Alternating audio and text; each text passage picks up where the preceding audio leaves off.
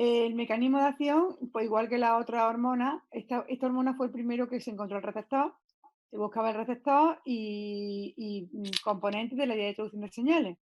Y el primer esquema que se dio de su funcionamiento, de cómo actuaba esta hormona, era que el etileno se unía a una quinasa, es decir, que el receptor era una quinasa, que se fosforilaba y esta fosforilasa activaba una proteína y producía la respuesta. Que fue como el primer esquema que se hizo de lo que voy a hacer. Ya bueno, con más detalle, pues vamos a desgranarlo aquí en esta transparencia, en esta diapositiva. Entonces se vio que, y se sabe ya, que el receptor, igual que hemos visto en el caso de la citoquinina, ¿os acordáis? Es un receptor de membrana, que está ubicado en la membrana plasmática, y una parte externa, donde se une la hormona, y una parte interna que tiene actividad quinasa, igual que pasaba con el de la citoquinina. Es un dímero, está formado por dos unidades, y las dos unidades están unidas por una molécula de cobre. Esta molécula de cobre puede ser cambiada por plata y se inactiva el receptor.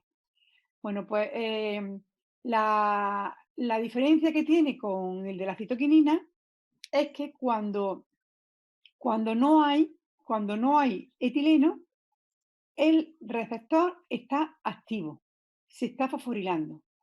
Se fosforila esta parte quinasa, esta parte histidinquinasa y la va a un donador. Y esto va a activar a una proteína, la proteína CTR1, que es una proteína de los miembros de la familia quinasa RAF, que lo que va a hacer es cortar la vía de traducción de señales y que no se produzca la respuesta. ¿Vale? ¿Sí o no? Yo no me enteré muy bien. Que cuando no hay etileno, el receptor está activo y está activando una proteína que va a cortar la respuesta, la cadena de la vía de traducción de señales y los genes de respuesta a etileno. Vale, vale, vale, vale. Cuando hay etileno, cuando el etileno está presente, lo que ocurre es que esto se inactiva el receptor, no se activa esta proteína y ocurre la vía de introducción de señales y la respuesta. Y se produce quita esto aquí que se pone en medio, se activa la proteína transmembrana EIN2, la IN3, los factores de transcripción y va a activarse la transcripción de los genes. Eso es cuando se activa el receptor, ¿no? Y cuando hay etileno, el receptor está inactivo. Vale. El receptor está inactivo y está activa toda la traducción de las señales hasta la respuesta de los genes. Vale. Cuando no hay etileno, cuando no hay etileno, que está por la rayita esa, significa que no hay, el receptor está activo y activa a esta proteína que está cortando toda esta vía de traducción de señales. Porque todo esto a base de fosforilaciones, de cadenas de más quinasas parece que son, pero la inactiva. La corta y no hay respuesta. Así que cuando no hay etileno, no hay respuesta. Pero no hay respuesta porque el receptor está activo, está impidiendo que ocurra la vía de traducción de señales. ¿Está claro? Sí. Sí, gracias, Eloisa. Es diferente que lo que ocurre con la citoquinina. La citoquinina lo que ocurría era que se activaba y activaba a todas la proteína esta que entraba dentro del núcleo y activaba a los factores de transcripción. ¿Vale? ¿Veis la diferencia? Es un tipo de receptor igual, se descubrió primero que el de la citoquinina, porque al ser más simple la molécula, pero el funcionamiento es diferente. ¿Lo veis? ¿Sí? ¿De acuerdo? Sí, sí. Bueno, aquí se ve también esta diapositiva. Se vio que no solamente había un receptor ETR1, sino que hay una familia de receptores, una familia multigénica, ETR1, ETR2, ERS1, ERS2, EIN4. Y aquí se observa que cuando hay etileno, está cortado, están los candados echados y hay respuesta. ¿Vale? Cuando no hay etileno, está activo, pero está impidiendo que se produzca la respuesta. ¿Vale? ¿Lo veis? Sí. ¿Sí o no? Sí. Sí, sí. Sí, Es sí. lo mismo de antes, ¿no? Es lo mismo de antes, ¿no? De antes, pero ya un poco más resumido Sí, sí. y viendo que no solamente es un solo receptor, sino que es una cadena, es una familia multigénica de receptores. ¿De acuerdo? Un momentito que voy a dar yo aquí. Bueno, ¿qué más tenemos aquí? Bueno, aquí en esta diapositiva lo que se ve es un mutante, el ETR1, que hemos dicho que es un mutante de arabidosis, un mutante sensible al etileno. Este que se ve aquí en alto, más alto, ¿me veis? ¿Qué estoy señalando? Sí. Sería Sí. el mutante sensible al etileno. Perdón, insensible al etileno. ¿Por qué? ¿Por qué este es el mutante? Porque Por- etileno lo que hace es inhibir el crecimiento y esa ha crecido un montón. Claro. Estos que tienen, ¿cómo están? ¿Qué tendrían? Esta forma que dijimos que era. Así con las hojitas para abajo. ¿Esto qué era? Cuando estaban Ahí, así, era esta forma, ¿De quién? la triple respuesta, ¿acordáis? Sí. Ah, sí. Son plántulas que están con la triple respuesta porque hay etileno, un medio en el que están en oscuridad y que se está añadiendo etileno. Y tienen la triple respuesta. Este es un mutante que no tiene el receptor y no le afecta. Y está creciendo de una forma etiolada. Crece alargado, como si estuviera una planta etiolada en un medio en oscuridad. ¿Vale? ¿De acuerdo? Sí. ¿Sí? Bueno, seguimos. La siguiente diapositiva, ya algo que nos queda ya es la importancia comercial del etileno. El etileno pues tiene una cantidad de usos en la agricultura, debido a que la usina y el ACC disparan la biosíntesis de etileno. Hemos dicho que la usina provoca que se produzca más etileno. Y esto, bueno, también visteis, ¿acordáis cuando vimos la usina, que explicamos una gráfica en la cual venía el incremento de crecimiento en los brotes, en los tallos y en diferentes partes de la planta? Era como una gráfica que hacía unas curvas, y había unos picos máximos donde había mientras que incrementaba la usina, había un aumento de crecimiento, pero en un momento determinado se inhibía el crecimiento. Y dependiendo de cada una de las partes de la planta eran diferentes concentraciones. Esto debido a esta inhibición es que la usina estimula la síntesis de etileno, entonces lo que produce es inhibición del crecimiento. ¿Vale? Entonces la usina, porque vimos en la gráfica que activaba a la ACC sintasa.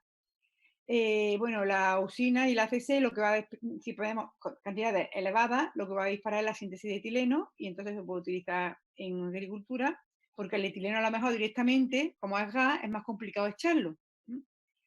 También se puede añadir en forma de este compuesto que es el 2-cloroetilfosfónico, el ácido 2-cloroetilfosfónico, que es el etefón, que cuando se añade dentro de la planta se va a descomponer en etileno, en ácido fosfórico y en cloro. Entonces, el etileno ya va a hacer efecto si lo queremos añadir en una hoja o en donde lo queremos añadir, ¿no? Directamente en la parte que lo podemos añadir. Y no hay que añadirlo en forma de gas que le haría efecto a toda la planta. Si queremos, por ejemplo, acelerar la escisión de flores y frutos, pues lo podemos añadir los compuestos directamente a la flor o al fruto para que caiga y no hace falta añadírselo a toda la planta, que le puede afectar a toda la planta. ¿Vale?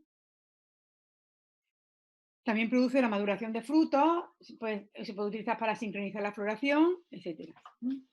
Y bueno, y luego también la importancia del etileno es para la conservación de frutos y facilitar el almacenamiento. Conociendo la biosíntesis de etileno, como hemos visto, pues podemos favorecer el almacenamiento de los frutos. ¿Cómo tendremos que almacenarlos para que no produjeran etileno? En condiciones sin oxígeno, ¿no? Porque el Sin oxígeno oxígeno, era. sin oxígeno, con baja temperatura, Sí, o en una cámara que haya elevada concentración de dióxido de carbono, claro. Sí, es verdad. también, al vacío, también con tisulfato de plata, que Sí, era dijimos el que es un inhibidor, ¿no? inhibidor de la biosíntesis también, aunque es tóxico y eso ya no se debe usar mucho, pero bueno, es mejor utilizar otras medidas. Y bueno, luego también modificando genéticamente la expresión de genes de la ACC sintasa y la ACC oxidasa, como dijimos. hace sintaxis acidosidasa antisentido, podemos evitar que la planta produzca etileno o si lo sobreexpresamos, que produzca más. ¿Vale? Comiendo genes antisentido, evitamos que se produzca etileno o sobreexpresándolo, pues producir más etileno. Realmente lo que interesa es que la planta no produzca etileno y no madure, ¿no? Para que no maduren los frutos rápido. Y desde el punto de vista económico, ¿no? En la industria, pues que puedas producir más frutos y que dure más tiempo. ¿De acuerdo? ¿Está claro? Sí. ¿Vale? Sí. Bueno, entonces, ¿alguna duda del tema este? ¿Del etileno? Yo sí, que es que allá no me enteré bien porque lo confundí con otra cosa. La triple respuesta, entonces, ¿cuál era? La triple respuesta es que las plantas, cuando esto se lo vieron estudiando el efecto del etileno, pusieron plantas a crecer o semillas a crecer en un laboratorio en el cual estaba en oscuridad y se le añadía etileno.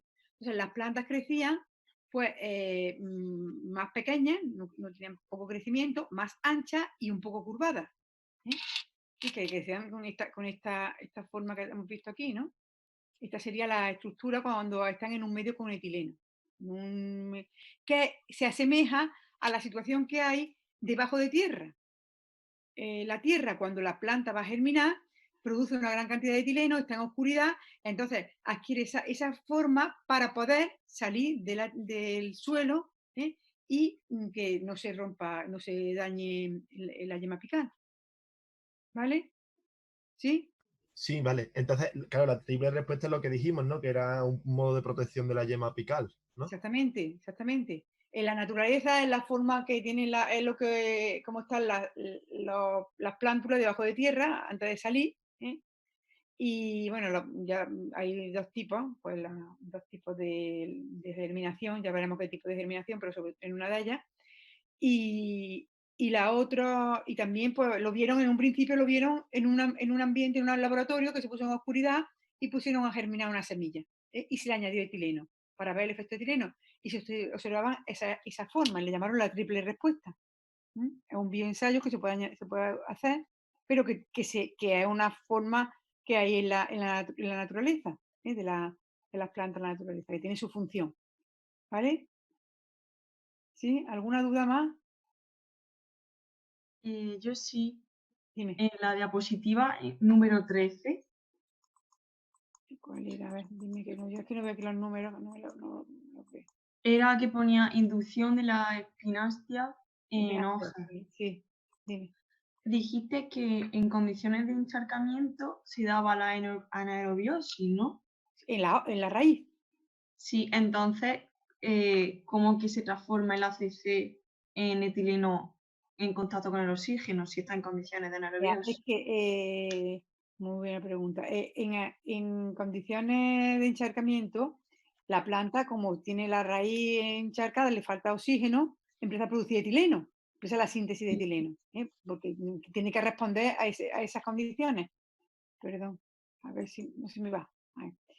Tiene que responder, entonces responde produciendo etileno, pero el etileno no se puede formar porque no hay oxígeno. Entonces se quedaría parado a nivel del ACC. La biosíntesis se queda parada a nivel del ACC, ¿de acuerdo? Porque la ACC oxidasa no puede funcionar porque no hay oxígeno. Entonces, el ACC es el que se va a transportar por la planta, por el xilema, por el floema, y va a llegar a la hoja, a los pecíolos de la hoja, y ahí hay oxígeno. Ya afuera en el ambiente hay oxígeno, porque la planta lo que tiene inundado son las raíces. Y ahí en la hoja va a terminar la biosíntesis, se va a producir el paso de ACC a etileno y el etileno va a inhibir el crecimiento de la parte inferior del pecíolo con respecto a la superior y las hojas van a caer. Es una respuesta de la planta a condiciones de que le falta oxígeno y responde de esa forma para que las hojas no estén de forma perpendicular al sol y no tengan que hacer mucha fotosíntesis, es como se protegen del trabajo, de trabajar más, como quien dice. ¿Entendéis o no? Sí, entonces como que el ACC busca el oxígeno subiendo Claro, hacia arriba. es que es una forma de que el etileno, la planta controla la biosíntesis de etileno en el lugar que ella quiere, de esa forma, transportando el ACC al lugar donde quiere que ocurra la respuesta.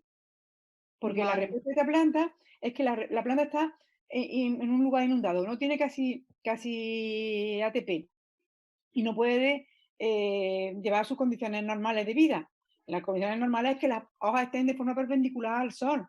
Entonces lo que hace es bajar los peciolos para que esas hojas no estén perpendiculares al sol y tenga que hacer menos gasto energético. La fotosíntesis vaya más lenta. Vale, vale, vale. Es lista la planta, muy lista. Sí, Controla todo. Está todo controlado. ¿Vale? ¿Está claro? sí, sí. Gracias. ¿Alguna duda más? ¿Tenéis alguna duda del tema este o qué? ¿O no? ¿Está bien? Manolo, ¿alguna duda? No, que yo, por mí está todo bien. Bueno, pues entonces pasamos al otro tema, ¿vale? Pasamos al tema de la ciudad. A ver cómo vamos. Que me vaya yo de aquí. A ver si me puedo ir de aquí, que se me ha salido aquí la compartir. Oh, no, es que me salga es que me ha salido aquí esto y no veo ahora. Ajá, ahí no.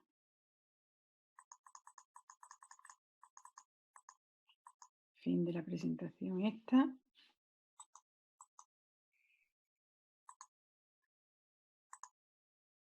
¿Lo veis? Oh, no, ¿No veis el ácido císico?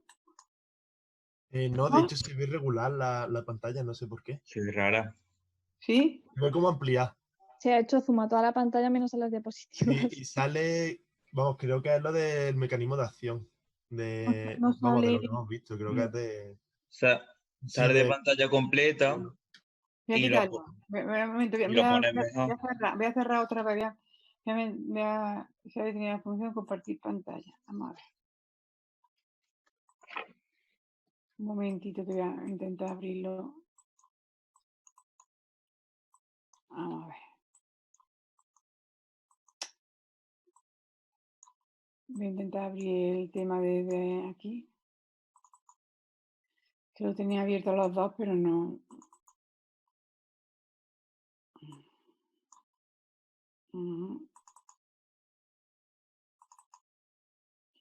Este tema.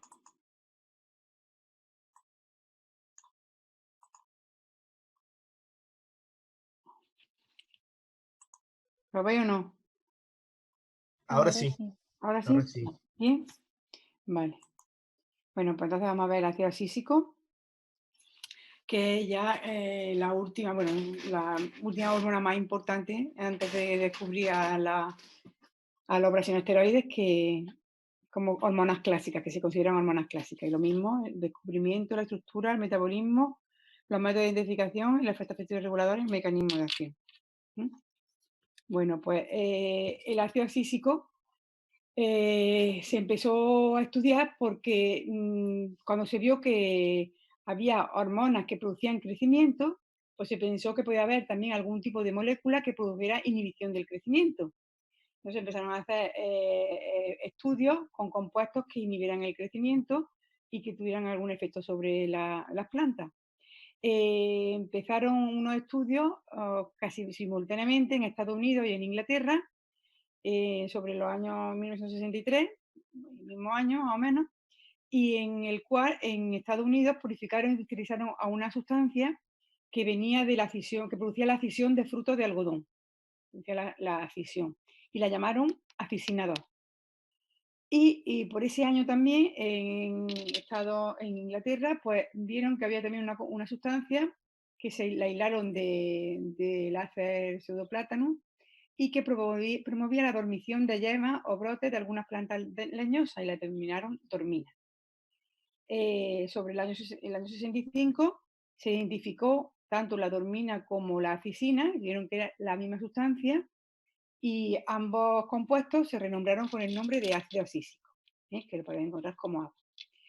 En realidad, el ácido sísico no produce la fisión.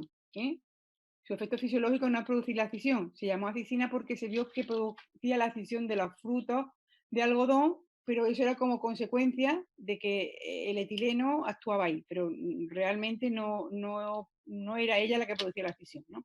Que no confundáis cuando veamos los efectos fisiológicos, porque en ningún momento el ácido císico participa en la fisión promueve el que se produzca etileno y el etileno es el que va a producir la fisión, ¿vale?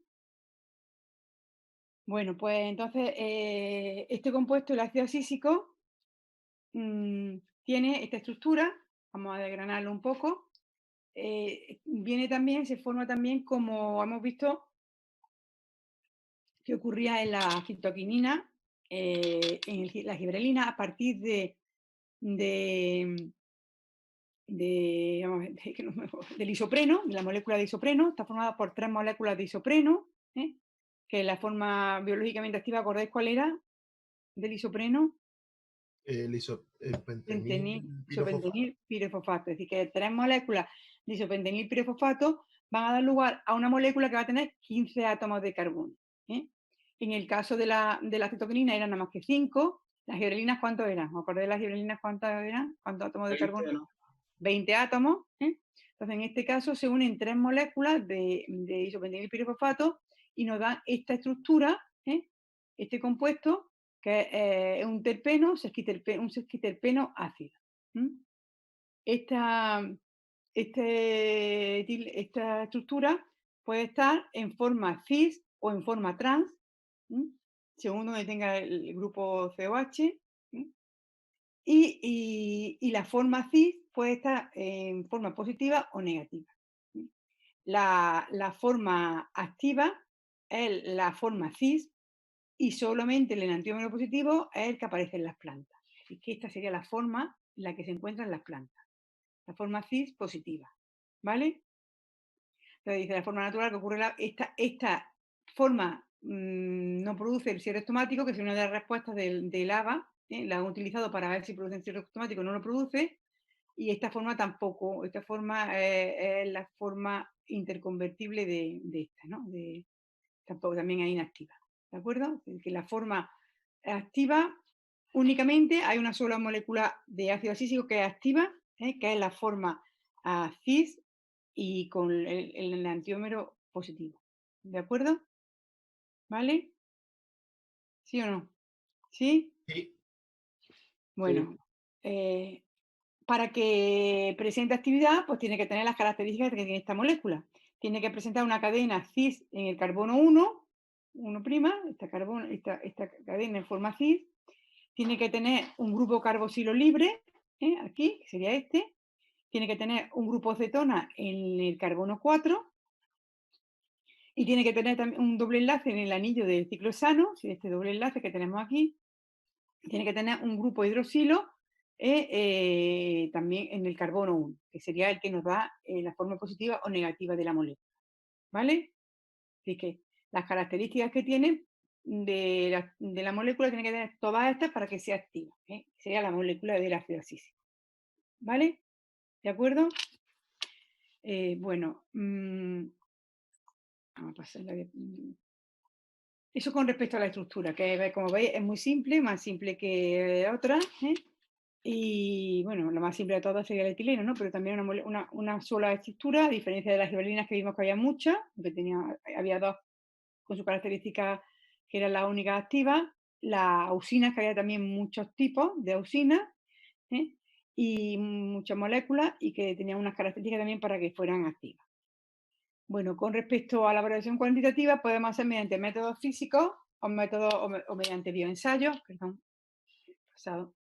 Métodos físicos, pues también como de las hormonas que hemos ido comentando, HPLC, cromatografía de gases, unidad de espectrometría de masa, es muy sensible hasta 10 elevado a menos 13. Anteriormente tiene que haber una etapa de purificación mediante cromatografía de capa fina. También mediante inmunoensayos, también son resultados que son muy aceptables y muy rápidos, que también tienen mucha fiabilidad y mucha sensibilidad, hasta 10 elevado a la menos 13 gramos. Esto sería método físico. Y luego tenemos como bioensayos, pues tenemos los mismos utilizados para la auxina, que eran de crecimiento, que vemos el crecimiento del hipocotilo, pero produciendo inhibición. Y conseguimos una sensibilidad de 10 a la menos 7 a 10 a la menos 5 molar. También el ácido císico podemos hacer un bioensayo inhibiendo la germinación, inhibir la división, también inhibiendo la división y la elongación celular.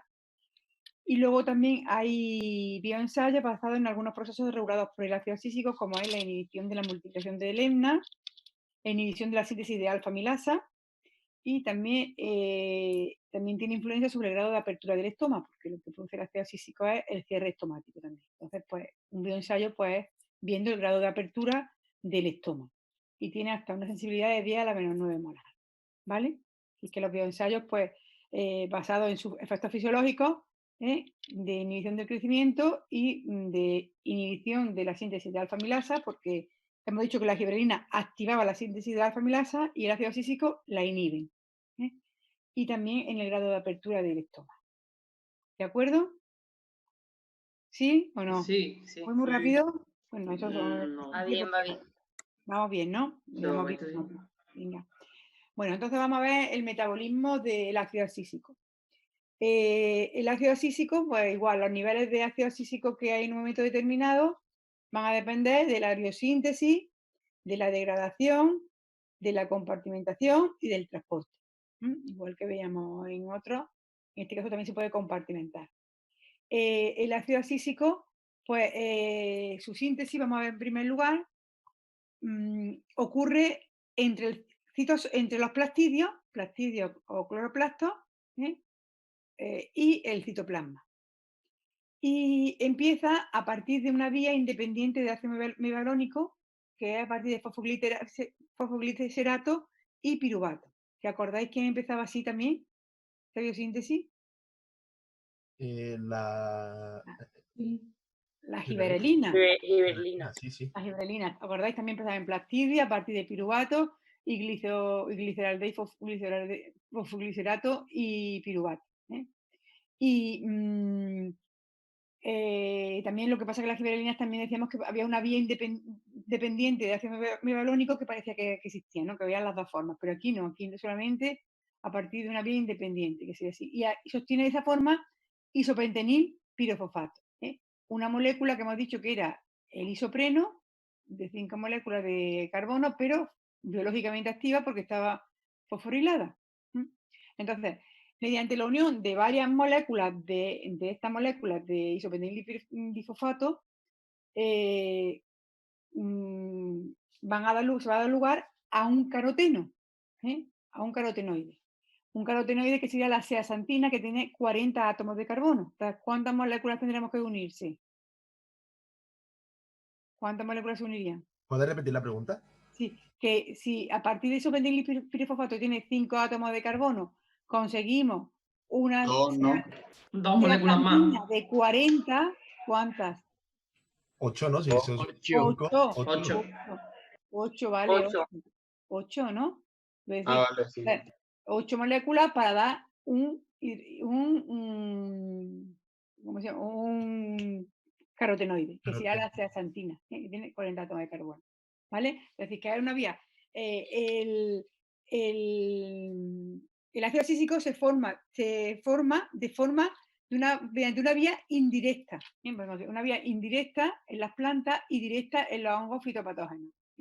Pues de forma indirecta en las plantas, porque primero se tiene que formar un carotenoide, y a partir de los carotenoides se va a formar el ácido císico. ¿Vale? Entonces se forma el carotenoide, zeaxantina, después se formaría la transviolaxantina, también de 40 átomos de carbono, y a partir de esta daría la cis-neoxantina, y la cis-neoxantina se cinde, dando aquí, a este nivel, dando lugar a lo que es el xantosal, que se formaría en el plastidio, y del plastidio saltaría al citosol, y ya tendríamos aquí ya la molécula de 15 átomos de carbono. El xantosal sería el primer precursor del ácido císico con 15 átomos de carbono. ¿Me vais siguiendo o no? ¿Vale? La que se cindía era la cisneoxantina, ¿no? La cisneoxantina se cinde aquí, en este nivel, ¿no? Dando lugar a este compuesto que sería ya de 15 átomos.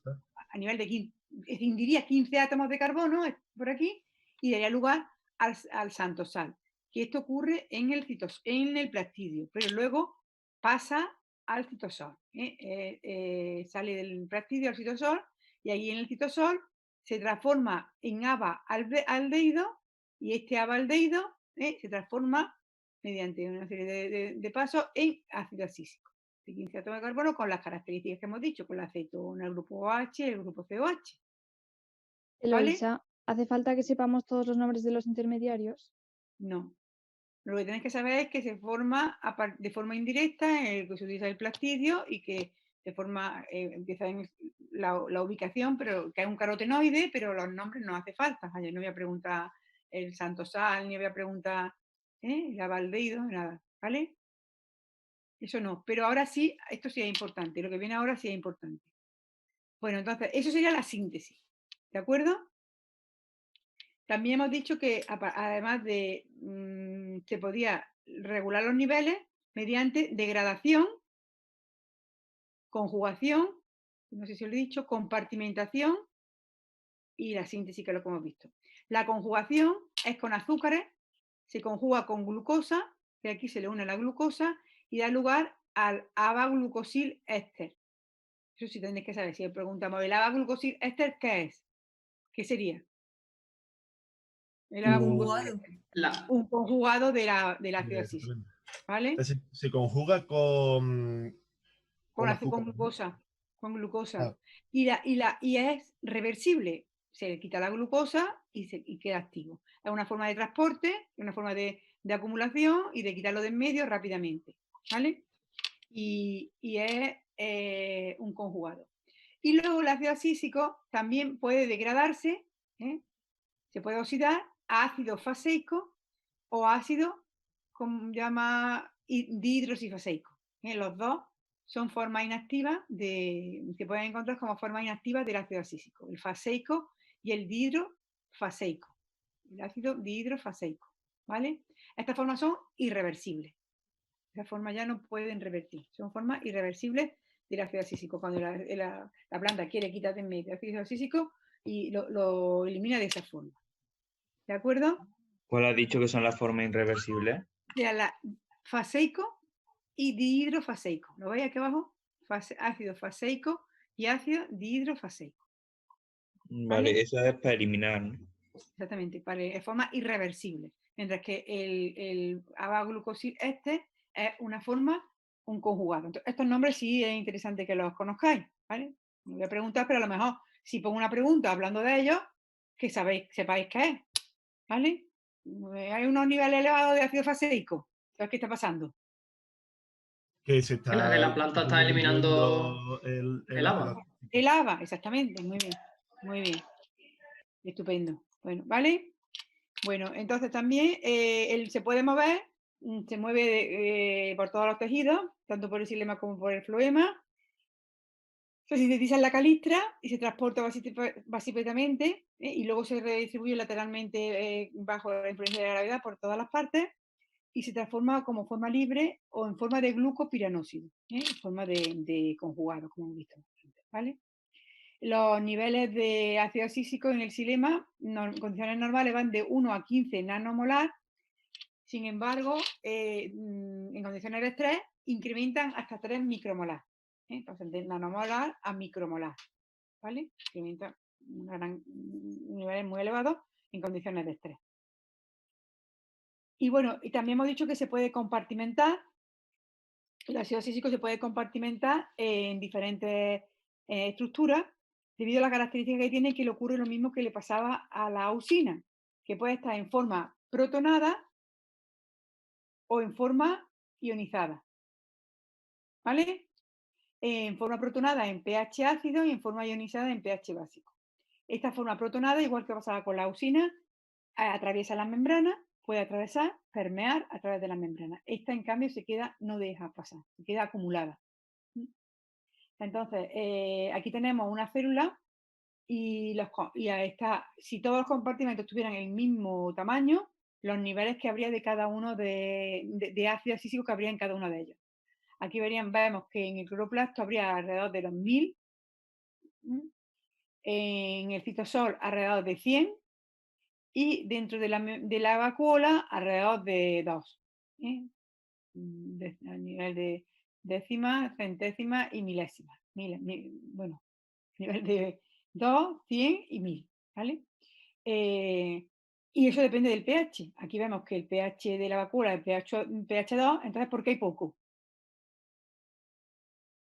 ¿Por qué hay poco? Porque tiene que estar en forma protonada, ¿no? Porque está en forma Por- protonada y ¿qué pasa? Porque está muy, en plan, que abunda la forma activa, ¿no? Ahora hay poco, hay poco. Porque hay atraviesa la membrana, ¿no? Exactamente, porque atraviesa la membrana. ¿Quién ha hablado? Que no Sí. había. Yo, Iris. Iris. Atraviesa la membrana, pasa la membrana y no se puede acumular. No se acumula porque como está en forma protonada, pues va pasando. Aquí el pH 6,5, pues hay más cantidad porque el pH es más menos neutro. Aquí en los cloroplastos, ¿qué pasa? Hay más cantidad, ¿por qué? Porque los cloroplastos pueden. ¿Qué pasa en los cloroplastos cuando está fuera la fotosíntesis? Tiene un pH más básico, entonces estarían en esta forma ionizada, entonces no pueden atravesar la membrana y se acumula. Es decir, que se compartimenta normalmente la acumulación del ácido císico en el cloroplasto, ¿vale? En el cloroplasto, en condiciones de luz, cuando hay luz, porque el pH es más básico y se acumula en el cloroplasto. ¿Vale? Aquí tenemos como, aquí se ve mejor, vamos a quitar esto de aquí. ¿Veis aquí? Acumulación de lava en el cloroplasto. Cuando está en la luz, hay un paso de los protones, entraban en los tilacoides, entonces el estroma se hace más básico. Entonces el ABA, que está en forma protonada aquí, puede atravesar fácilmente, pero al llegar al estroma se ioniza y está en forma ionizada, y esta forma ionizada no puede atravesar la membrana y se queda acumulado. ¿Vale? Entonces, profesora, de noche, cuando no hay luz, se sale de ahí el ácido císico, ¿no? Exactamente, de noche saldría del cloroplasto y de día se acumula. Por tanto, de noche crecería menos la planta. No crecería el ácido císico, vamos a ver que no actúa en el crecimiento realmente, tiene efectos en el estrés, aunque añadido exógenamente produce inhibición del crecimiento, su función no es inhibir el crecimiento. Aunque lo hemos En visto la forma ácida, o sea, cuando hay un pH ácido es cuando permea, ¿no? Exactamente, cuando el pH es ácido, en el caso de la vacuola no se puede acumular porque está aquí se va, y puede permear, y puede salir y entrar, y salir y entrar, y siempre sale, ¿no? Y se acumula cuando el pH del medio en el que esté es más básico. Por eso se acumula en el cloroplasto de día. O en el cloroplasto por la luz. ¿De acuerdo? Exactamente, por el grupo carboxilo, igual que le pasaba a la usina que tiene ese grupo carboxilo, entonces según el pH, pues estará de una forma u otra. ¿Vale? Pues sí, sí. Está claro, ¿no? Seguimos. Siguiente, ¿no? Bueno, vamos a ver los efectos fisiológicos de la usina, del ácido císico. En el control del desarrollo de la semilla, inhibiendo enzimas que inducen el ácido gibrelélico, como era la gibrelina, en situaciones de estrés, en estrés hídrico, estrés por congelación, estrés salino, estrés por heridas y lesiones, y regulando, junto con la gibrelina, la dormición de yemas y semillas. Lo que no actúa es la cisión, ¿vale? ¿Vale? No actúa la cisión y inhibe el crecimiento cuando se lo añadimos exógenamente a la planta, ¿vale? Pero sus funciones, sus efectos fisiológicos de la planta, cuando está dentro, en condiciones fisiológicas, son estos, los más importantes, ¿de acuerdo? Bueno, pues en el desarrollo de la semilla, bueno, la semilla se forma cuando ocurre la fecundación y tiene una etapa de formación, una etapa que es un desarrollo temprano, desarrollo medio y desarrollo tardío, ¿no? En el desarrollo temprano de la formación de la semilla, pues ocurre la formación del embrión, la embriogénesis, y hay una gran actividad de la célula. El desarrollo medio, que ocurre ya en la etapa de maduración, que es cuando se empiezan a acumular sustancias de reserva en la semilla, y el desarrollo tardío es la desecación, que es cuando la semilla se deseca y se queda preparada para la germinación. Se observa que hay un incremento de los niveles de ácido císico en la etapa de maduración. En esta etapa, este ácido císico lo que hace es inducir a las proteínas de reserva y proteínas LEA, y también impide la germinación, de esta forma la germinación precoz, es que la semilla germine antes de que sea en la planta, antes de que sea dispersada. La semilla, ¿te acordáis lo que eran las proteínas LEA? No la hemos visto. Las proteínas LEA, ¿no? No la hemos visto. Es que son lo he visto en la asignatura de fisiología vegetal ambiental en cuarto. Las proteínas LEA son proteínas que son abundantes en la última etapa embrionaria. Son proteínas que protegen a la planta, porque como la semilla, va a perder agua, al perder agua se va a desecar y se pueden romper estructuras. Entonces, estas proteínas están protegiendo a las estructuras celulares de la desecación. Y entonces se producen en diferentes, aquí en esta etapa y también en algunas situaciones de estrés. ¿Vale? Y también inhibe la germinación precoz. Bueno, también veis aquí que a medida que pasa, se forma más, que se forma más, se está formando la semilla va perdiendo agua. Y también el ácido asísico lo que hace es inhibir la movilización de sustancias de reserva, que la semilla no germine no tenga una germinación precoz. ¿Vale? Aquí tenemos proteína abundante en la última etapa de embriogénesis. Aquí tenemos, para ver eso mejor, un mutante de maíz deficiente en ABA, no produce ABA. Es un mutante del VP14, que es la proteína que cataliza la excisión del santosano, del eposicarotenoide para formar santosan, el precursor del ABA. Es que no esta planta, esta maíz, no produce ácido abscísico porque se ha mutado una etapa de la biosíntesis. Entonces, ¿qué está ocurriendo? ¿Qué ocurre? ¿Qué veis que ocurre? Que ha germinado antes de la cuenta. No ha podido madurar la semilla está semilla. Germinando en la planta, está en la mazorca, está germinando antes de que se caiga al suelo. La semilla tiene que desecarse, formarse, desecarse, caer al suelo y cuando esté en condiciones adecuadas de luz, temperatura y humedad, germinar. Pero aquí en este caso, como no ha producido ácido abscísico, no tiene ácido abscísico, esa etapa de formación de la semilla se ha parado y ha germinado rápidamente. Se ha formado y ha germinado. ¿No?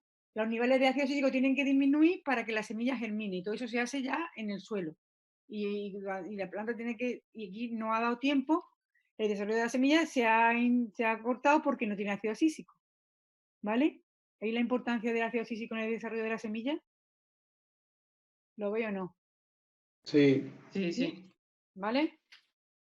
Bueno, pues eso sería el controlar cómo el desarrollo de la semilla, haciendo que la semilla vaya formándose a sus pasos, como tiene que ser, ¿no? Y que esté preparada para germinar en el suelo y en el lugar donde haya condiciones adecuadas para que la germinación sea un éxito y no sea un fracaso. Bueno, otro efecto es induciendo las enzimas inhibiendo a las enzimas que activan la alfamilasa, es que inhiben las enzimas que inducen el ácido giberélico, como es la gibberelina. Las gibberelinas dijimos que inducían el ácido giberélico, las gibberelinas inducen la activación de la alfamilasa y el ácido abscísico lo inhibe, ¿vale? Inhibe la gibberelina, entonces no puede haber activación de la alfamilasa, no se pueden degradar los compuestos y no puede haber crecimiento, no puede haber germinación, que esto lleva consigo un poco a lo otro también, va también relacionado con lo otro. Y que la germinación está controlada también, está controlado la formación de la semilla y está controlado también la germinación. Para que germinen tienen que disminuirse los niveles de agua. ¿Vale? Entonces, el ácido abscísico inhibe la germinación. También. Porque impide que las gibberelinas actúen. ¿Vale? Otro efecto también es en situaciones de estrés. Como he dicho, en todas las situaciones de estrés y principalmente en el estrés hídrico hay un incremento del ácido abscísico. Aquí vemos, aquí se representa estoma frente al tiempo. Aquí es cuando se quita el agua, le quitamos el agua. y aquí, cuando quitamos el agua y vemos que se produce hay mayor resistencia estomática, es decir, que se cierran los estomas y incrementa el ácido asísico, ¿vale? En el momento que damos agua, que se suministra agua, que sería aquí, pues el ácido asísico disminuye y los estomas empiezan a abrirse, ¿vale? Se rehidrata el suelo, empiezan a abrirse los estomas. Esto aquí también es lo que se representa el potencial hídrico. El potencial hídrico, como veis, aquí va disminuyendo y aquí va, pues incrementa, ¿vale? Que así, como que lo que ocurre aquí sería más negativo, ¿no? ¿Sí? Bueno, ¿de acuerdo? Sí, sí. Y bueno, y en esta gráfica lo que viene representado es la cantidad de ABA conjugado, de ácido asísico o de ácido faseico. ¿Acordáis lo que era el ácido faseico? Y la forma inactiva, ¿no? De, bueno, Inactiva, una degradación. irreversible, el ABA conjugado de la forma reversible y el ácido asísico, ¿no? Estos son, ahora, aquí sería cuando la planta está en un lugar seco, sin agua, está con estrés hídrico, pues se observa que hay un incremento de ácido asísico, incrementan también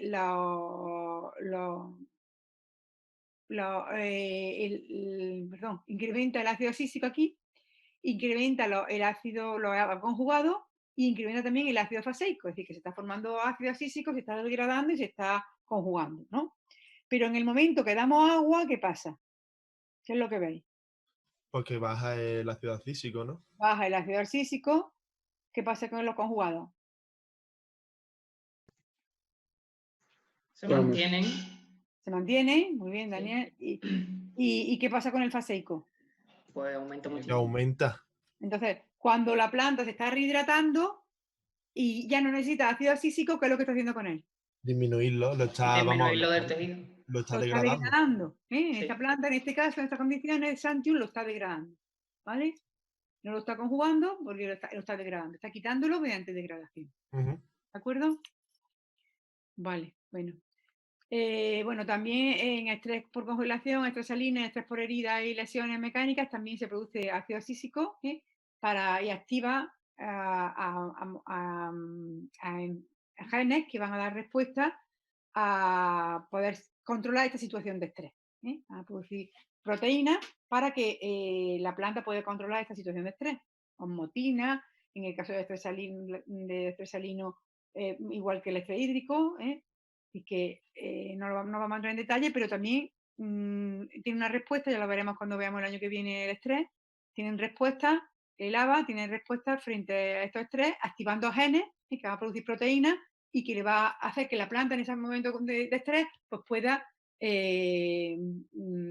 sobrevivir, porque el estrés son situaciones momentáneas, que la planta tiene un estrés, pero el estrés se va luego a quitar y luego tiene que volver otra vez, entonces produce unas proteínas y que va a poder mantener luego cuando se vaya, está la planta en condiciones normales, ¿vale?